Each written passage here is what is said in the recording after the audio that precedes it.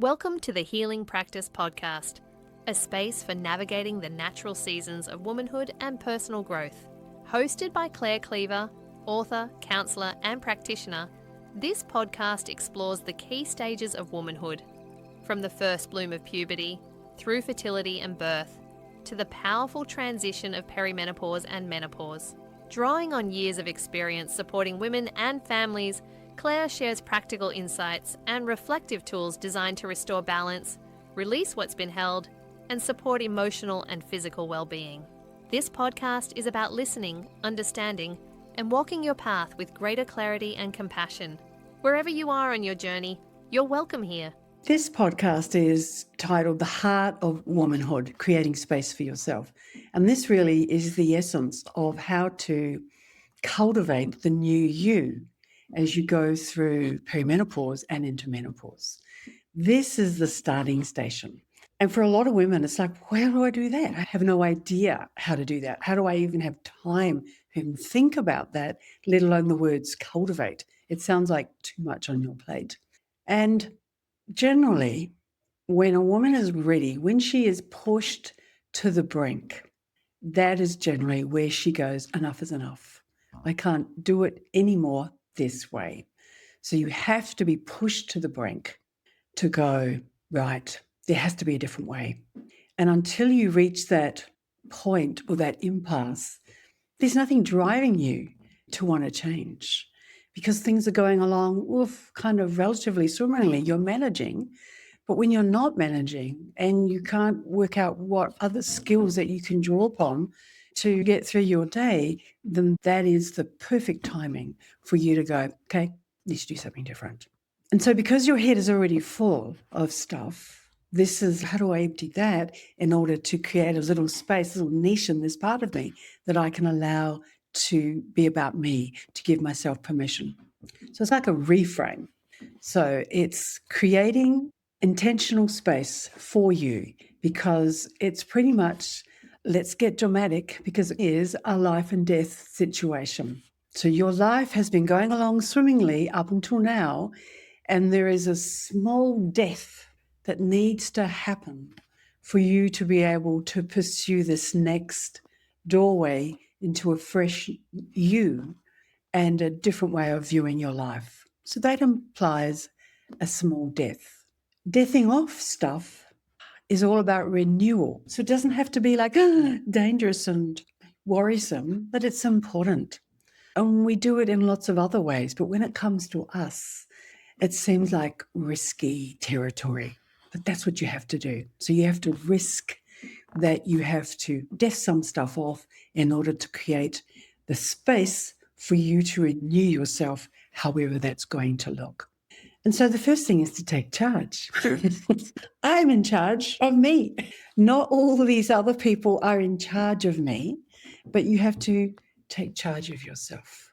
You can call it being in control, and of course that's going to offer that sense of control, but it's asserting that you are in charge of yourself, and it's giving yourself permission to take charge. That's the first step. I'm in charge. Who's in charge right here? Oh, I am. Okay, so coming to that healthy realization, that's setting the stage. Setting the stage. So we've all been to theatre. We know what goes on. There are the actors and there are all the people behind the scenes. And so you were setting the stage for you orchestrating this new show with you in charge.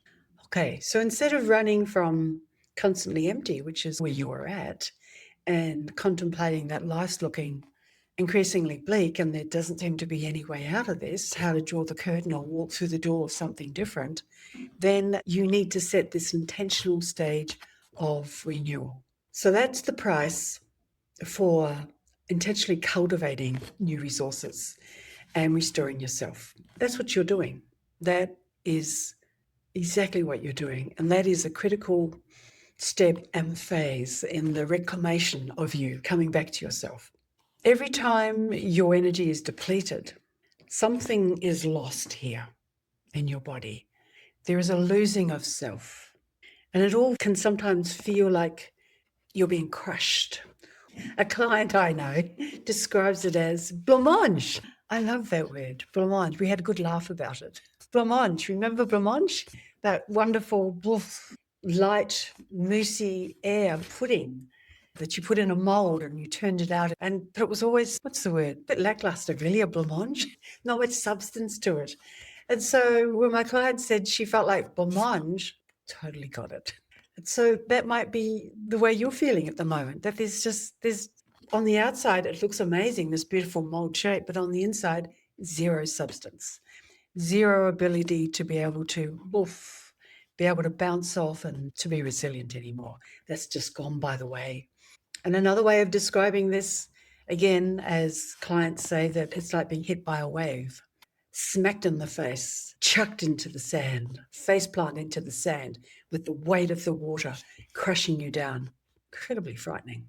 And then doubting your ability to rise to the surface. But you do, but it's like when you get smacked down repeatedly, it hurts and it takes all the stuffing out of you.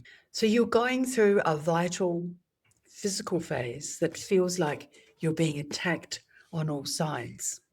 And so it's important then to come back to recognizing, first of all, the depletion cycle that you're experiencing and what to do about that. Because you might be managing everything, and you are, but you're not taking care of yourself. So if you get depleted, your tank becomes increasingly empty. And the source of your tank full comes from you.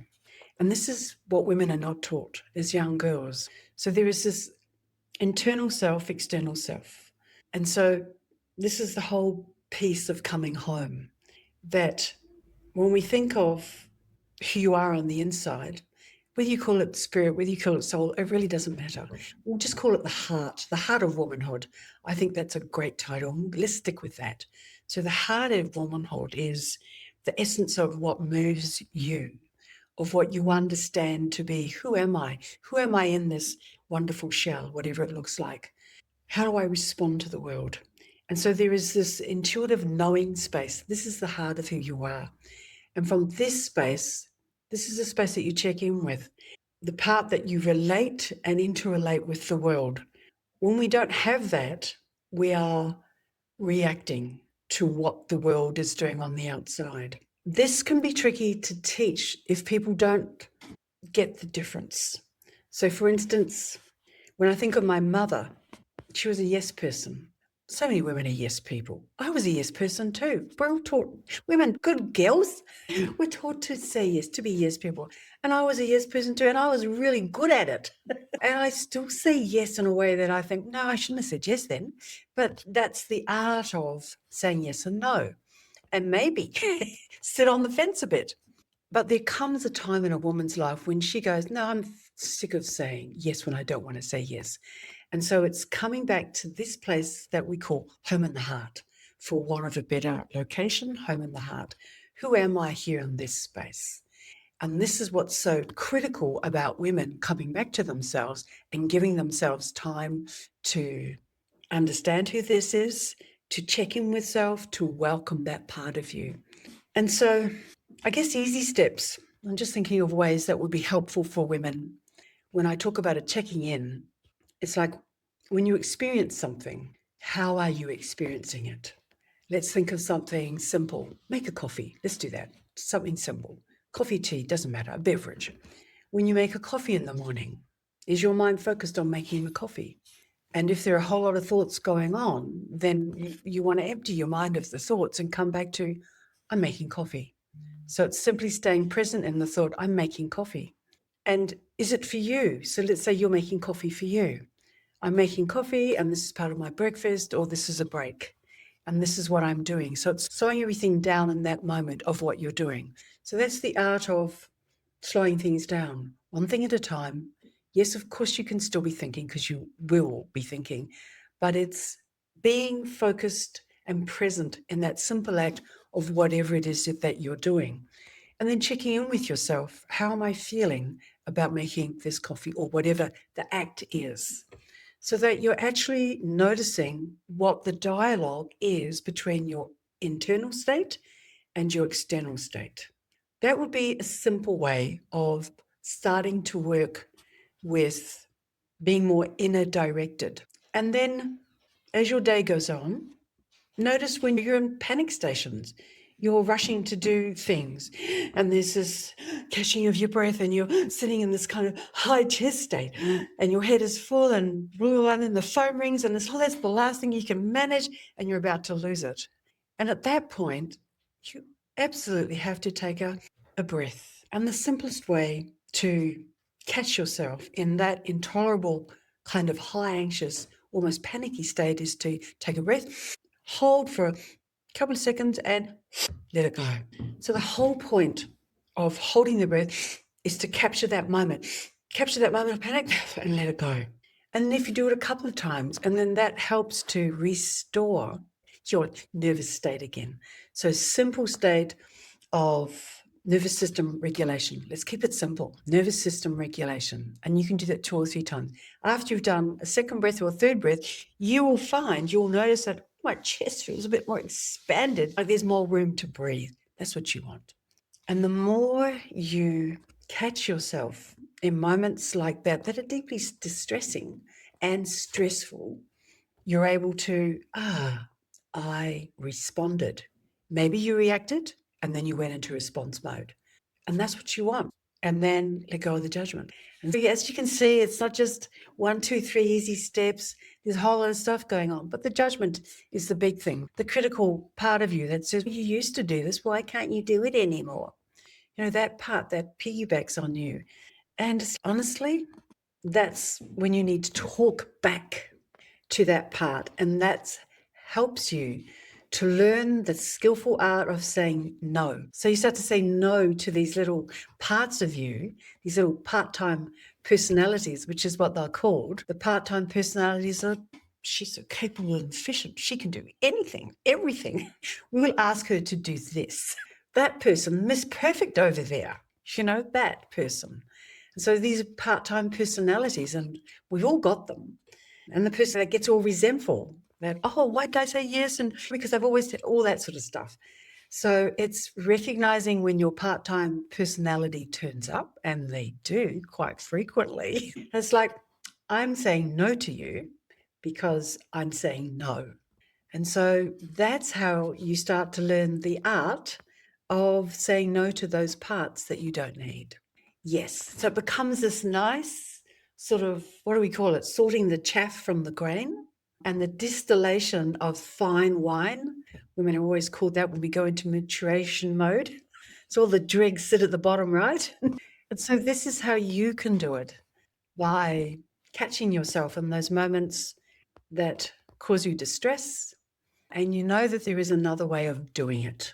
And when you recognize that, that's when you get to try on these newer and more informed, I'm not going to say better because we don't need that extra judgment, but these new and informed behaviors that work for us. Yeah, sure. How do we do this? We absolutely have to claim non-negotiable time. Again, this is boundaries. This is setting a very clear boundary that I need, you need, mum needs, you need this particular time. And so it's work out what you want for that time, because it's not enough to say, I just want 30 minutes all to myself. That's too vague. You are never going to give yourself that. You need to have something specific in mind that you want to do in that 30 minutes. Is it to go for a walk? So walking is great because you're walking and thinking and doing and feeling, and a whole lot of stuff is happening. So be specific about what you want that time off that you want, and not to claim it back because it's like it was never yours in the first place. No, you're saying something new, that this is time I am giving to myself, not claiming back, because it seems like you've given it away. Yes, but you're not asking permission from someone to give it back to you. You are stating that this is a special time for you to do this. So you are giving yourself permission. So this is the phrase to use. I am giving myself permission here to do this in this particular time frame. And so to finish this off in a helpful way, to come back to those small intentional changes that we spoke about, to treat yourself with care. and to let go of the judgment and to notice when you behave in ways that you prefer, to notice it, to treat yourself as that little girl that we all have within us. Treat yourself in that way with loving kindness and compassion. And that way, when we think of holding a child close to us, when they need that extra guidance and just a simple holding, a cuddle, remember? Those things that we do endlessly for our children, we give it to ourselves. And out of that space, you're able to step into, okay, I was kind to myself, I gave back to myself, and now I need to set in place these particular things to ensure that I am this happy and complete person as I can be in this transitional state that I am going through. So if this is more of what you would like to know about, to look at my website, my podcast, of course, the various resources I have to work with me, I look forward to hearing from you. You've been listening to the Healing Practice podcast with Claire Cleaver. If today's episode resonated, you're invited to continue the journey with Claire beyond the podcast. You'll find books, guided resources, workshops, and opportunities to work with Claire one-to-one at thehealingpractice.com.au. Whether you're seeking support, understanding, or a deeper connection to the season of life you're in, there's space there to explore at your own pace. Until next time, trust your body's wisdom, honour where you are, and move gently through the season you're living.